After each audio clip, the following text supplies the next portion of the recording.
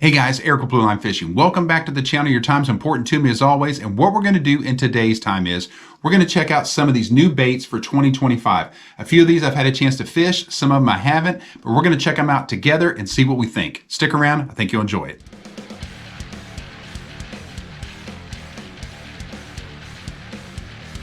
So before we get going, I'm gonna let you guys know that I still have a giveaway going for when I hit 5,000 subscribers, and I'm dangerously close to that now. I'll leave a link to that video down in the description.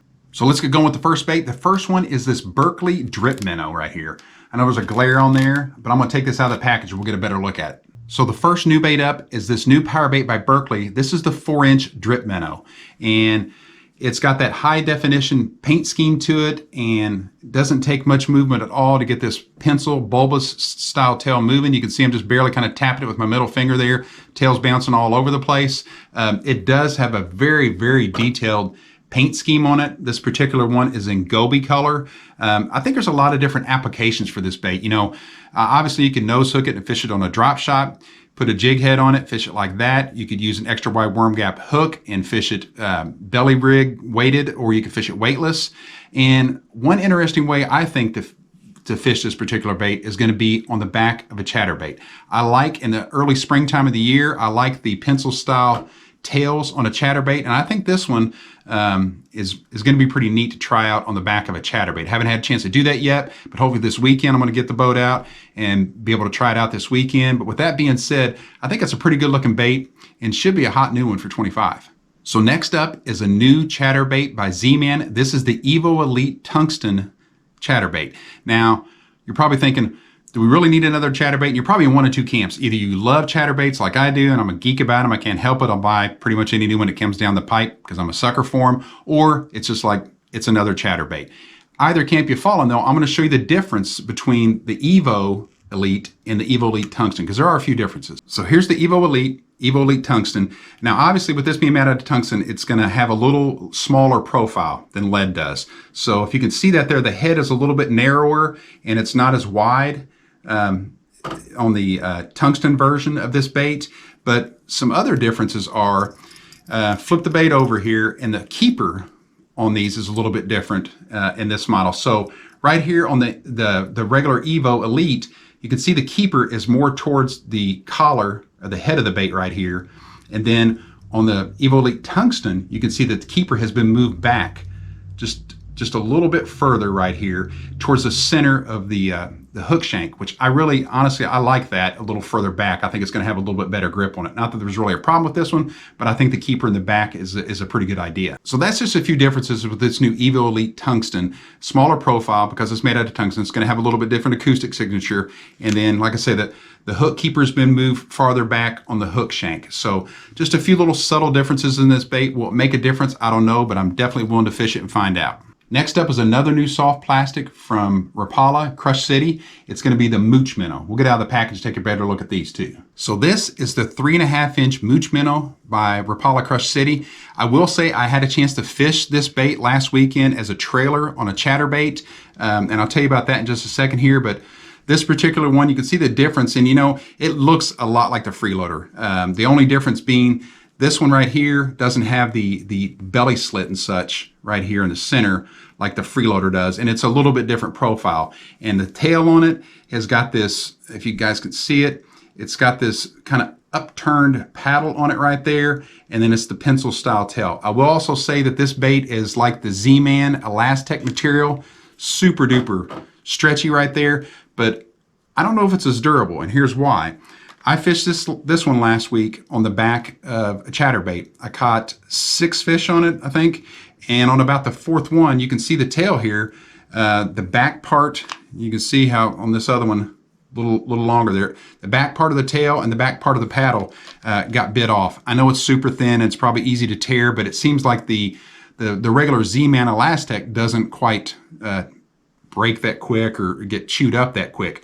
You know, whether that was just kind of a fluke on this particular one, I don't know. I will say though, you know, it doesn't take much movement at all for this tail to get going. So if you're going to fish it on a jig head or on a drop shot or something of that nature, I think it's going to be a good one for you. And time will tell how it does. So next is another new bait from Zman. Now it's not as new as the others and these other baits that we're looking at, But this is the Big BallerZ, and it was actually designed as an inshore bait for fishing for like speckled trout, redfish, and such. And I'll try it out with that later this year because we always do a couple trips a year down to the Gulf Coast for a few weeks, and we pretty much surf for inshore fish every day that the weather permits. But we'll take this out of the package and get a better look at it. So this is the Big BallerZ by Zman right here, and it's made out of the elastic material, just like all their soft plastics are. But one thing I really like about this bait that kind of made me want to get some, you see the tail here, how segmented it is. And I know there's been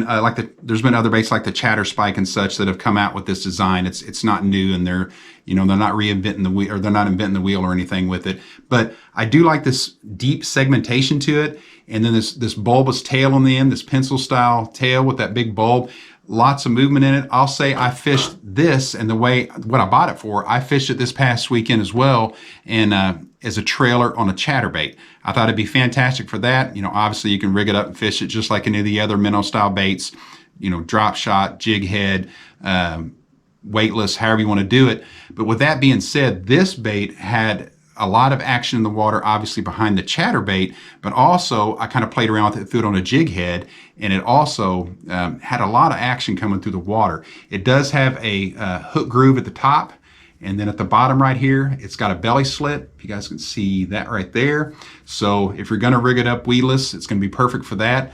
Or if you're gonna use a low profile jig head and hook, it'd be good for that as well. But this is a bait so far that I've really liked. So the last bait we'll check out here is the Geecrack Bunny Hog. This is a 6-inch version. We're gonna take one out of the pack and get a close look at it too. So guys, I know this bait is not new necessarily. It's new to me. I wanted to fish it last year and didn't have a chance, and it's one that I kind of want to do a little review on because it's just so crazy looking, and not only crazy looking, but I think the build on it's a little bit different. So this is it, 6-inch bunny hog.